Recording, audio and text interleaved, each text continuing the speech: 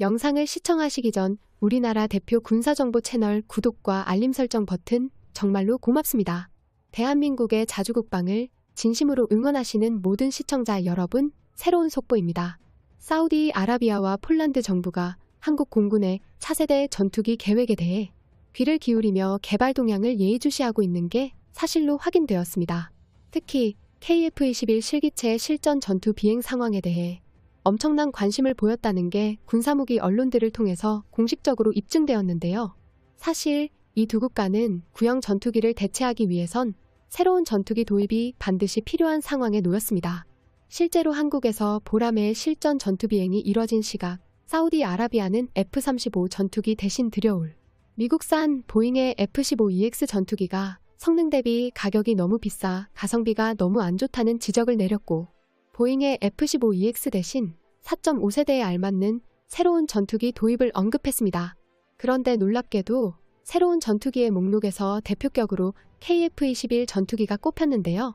이에 대해 미국의 중동 외교 전문가인 로렌스 베이커는 KF-21 전투기가 사우디에서 성공한다면 훌륭한 성능과 첨단 소재들을 두루 갖춘 새로운 전투기로 명성을 널리 알릴 것이라면서 대한민국이 미국과 유럽, 러시아 같은 다른 나라의 외교적 관계에서 외교적 또는 정치적 앙금이 없는 게 무기 판매 부문에서 결정적인 장점이라고 주장했습니다.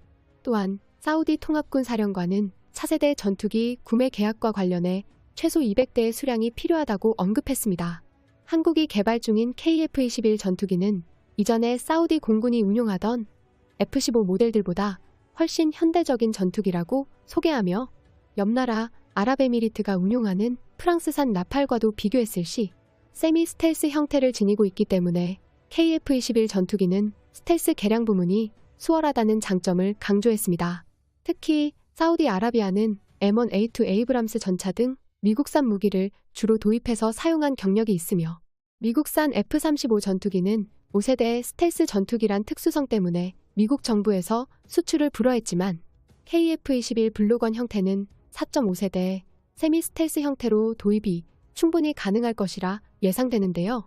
그런데 폴란드와 사우디, 이러한 두 국가의 관심에 보답하듯 대한민국의 KF-21 전투기를 준비하고 있는 한국항공우주산업이 보라매의 해외 수출을 위한 투트랙 방식을 공식적으로 준비 중이라는 것이 확인되었습니다. 실제로 한국형 전투기 KF-21 보라매 개발을 담당한 카이의 대표 실장은 한국가가 전투기 개발을 할 때 해외 수출 달성이 사업 성공을 판가름하는 척도라고 설명한 적이 있습니다. 이것은 규모의 경제를 이용하여 보라매 전투기의 생산 라인을 늘린 후 신뢰성을 상승시키며 우려를 불식시키고, KF-21은 블록2 제작 단계로 넘어가면서 목표 스텔스 기능도 충족시킬 수 있다고 발언했습니다. 그런데 여기서 궁금한 점이 딱 하나 존재하죠. 당시에만 하더라도 KF-21 전투기의 첫 비행이 시작되기도 전이었는데 어떻게 신뢰성도 없는 완전히 갓 태어난 전투기로 사우디아라비아와 폴란드에서 해외 수출 계약을 성공시킬 것이냐 라는 질문이었습니다. 이 질문에 관하여 말로만 해외 수출이 아니라 정말로 KF-21 전투기의 실적 달성을 위하여 한국항공우주산업이 어떠한 노력을 하고 있는지 보다 자세히 알아보아야 하는데요. 이것이 과연 가능한 일인가를 두고 많은 이들이 갑론을박을 펼쳐지고 있는 것도 사실입니다. 현재 폴란드는 약 32대 소량의 F-35 전투기 도입 계약을 체결하는 데 성공하여 급한 불을 껐지만 사우디아라비아의 상황은 매우 심각해졌습니다. 미국산 F-35 전투기 수입에 완전히 실패했기 때문에 차세대 전투기 교체 대상에서 한국형 KF-21 전투기를 들여오는 게 더욱 간절해질 수밖에 없는데요. 그렇다면 대한민국이 꿈꾸는 KF-21 플랫폼의 세계화가 무엇인지 대해 좀 더 자세히 알아보겠습니다. 2026년까지 한국은 최대 100대 이상 생산, 그러니까 1년당 80대 이상의 전투기 생산량을 목표로 잡고 있습니다. 기존 계획 안에 있던 블록1을 포함해 블록3까지 총 400대 정도의 KF-21 전투기가 생산될 예정이죠. 생산성은 해외 수출의 가장 대표적인 지표입니다.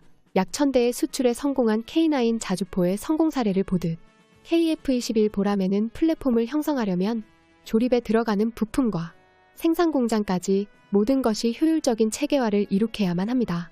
최근 KAI가 막바지 개발 중인 KF-21은 처음으로 엔진 시험 장면이 공개됐는데 이러한 쌍발 터보팬 엔진을 국산화하는 것 역시 미국산 엔진의 종속을 피해 해외 수출 경쟁력에 어마어마한 도움이 됩니다. 이러한 상황 속에서 A사 레이더 부문에서 하나시스템은 최첨단 A사 레이더의 글로벌 방산시장 공략을 위해 이탈리아는 물론이고 폴란드의 대표 방산기업과 손을 잡았다는 소식이 들려왔습니다.